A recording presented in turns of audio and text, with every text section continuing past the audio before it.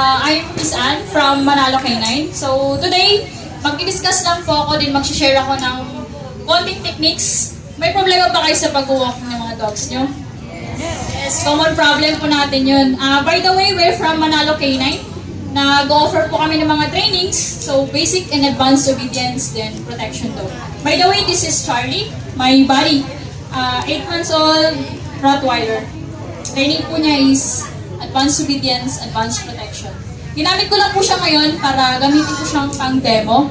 Kung paano po tayo gagamit ng proper equipment, proper training tools, paggagamit tayo ng mga leash. Actually, sa amin di po kami gumagamit ng harness. Okay? So mag-start po ako ng basic.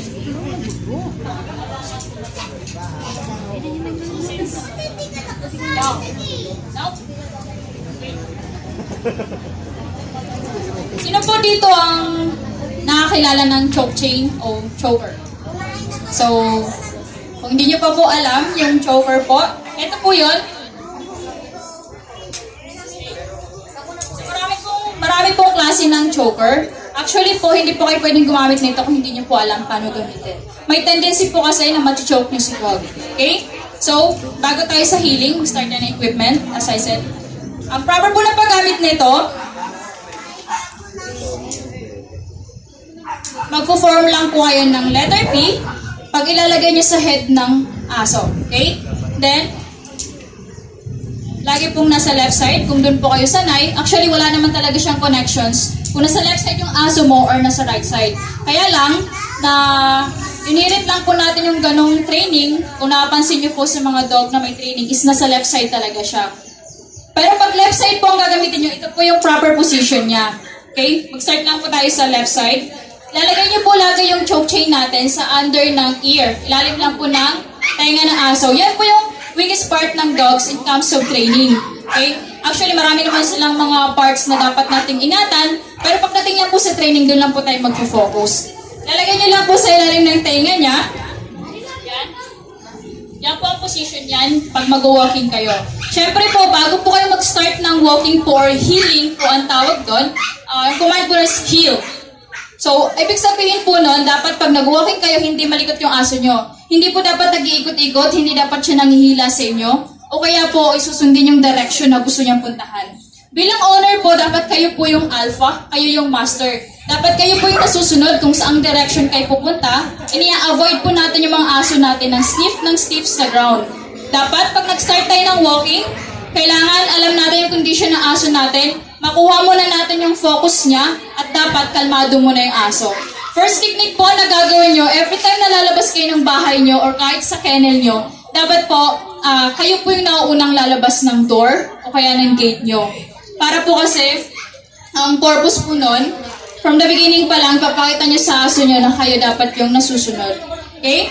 Especially po, pagkalabas yung kagad ng gate, pagkalabas yung kagad ng kennel nyo, sit nyo muna yung aso nyo kung meron na po kayong training ng sit, pakalmahin nyo muna siya bago kayo mag-start ng walking.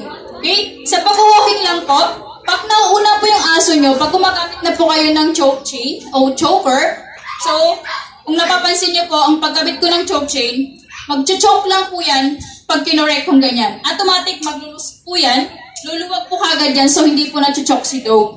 Wala po kayong ikaalala doon na baka masakal yung aso ko, baka mabigti. Ulitin ko po yung sinasabi ko, kailangan master nyo muna yung paggamit ng equipment. Pag harness po kasi, minsan hindi natin nakakorek yung behavior ng dog natin. Kasi po, lalo na po sa mga dog na aggressive towards other dog, akala po kasi nila pinipraise sila. Every time po kasi na na-touch yung dibdib ng aso, praise po yun, represents as praise po yun. Positive touch po yun. Meron po kasing negative touch and positive touch. Negative touch po, every time I correct dog, no! Isa lang po yun, automatic release po kagad si choke chain para mag-loose po kagad siya. Ibig sabihin po, positive po yun na pag hindi po siya chino-choke, tama yung ginagawa niya. Para pag chinoke po siya, may imprint po sa aso nun, mali po yun. Okay? Una po, pagkalabas ng bahay, dapat kalmado yung aso niya. Pagkalabas ng gate, nakasakto na kagad yung chain nyo. Para pag correct place na kayo mahirapan. Konting choke lang po. So example po.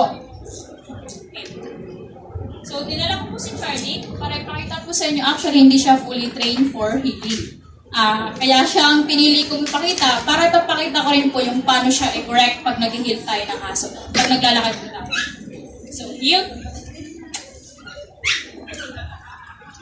So, pag nauna po siya ganyan, go. Heal. Isang correction lang po yun, automatic nilus ko po kagad yung chain. Sit. Good. Dapat po kasi ma'am, sir, start pa lang po, magkaroon na po tayo ng disiplina sa mga dogs natin. Lalo na po pag puppy pa lang, dapat na-introduce na natin siya sa iba't ibang dogs and other animals. Problema lang po talaga, pag nag-walking tayo, hindi natin na-correct sa una pa lang yung bad behavior ng aso natin. At pag wala pong nagko-correct sa kanila, may imprint na po sa kanila yung negative na behavior pag nag-walking kayo. So, simple lang po yun. Pag nauna po yung aso mo, i-jerk lang po ng konti, sabay may voice command po kayo ng no. Isa lang po yun na, hindi na po kailangang ulit-ulitin ng no, no, no. Isa lang po, isang jerk lang, automatic push kagad. Ulitin ko po.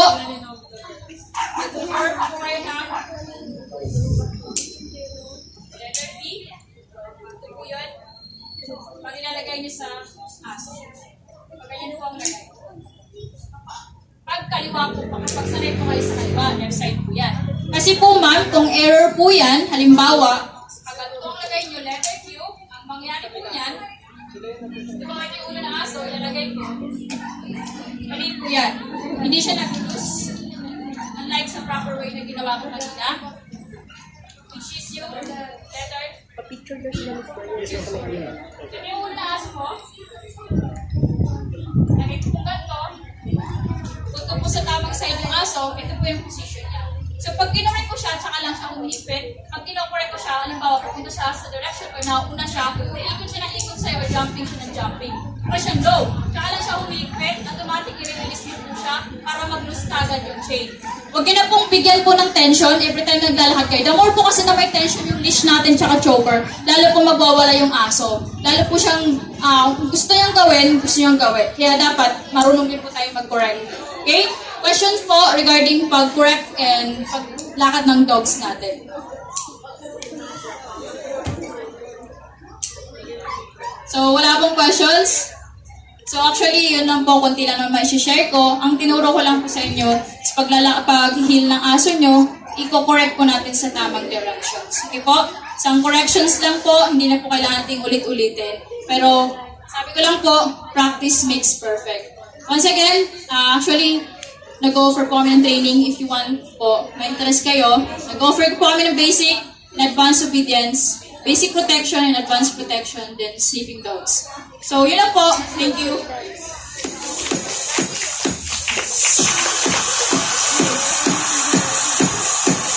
Alright, thank you, Miss Anne. May natutunan ba kayo? Have you learned something about how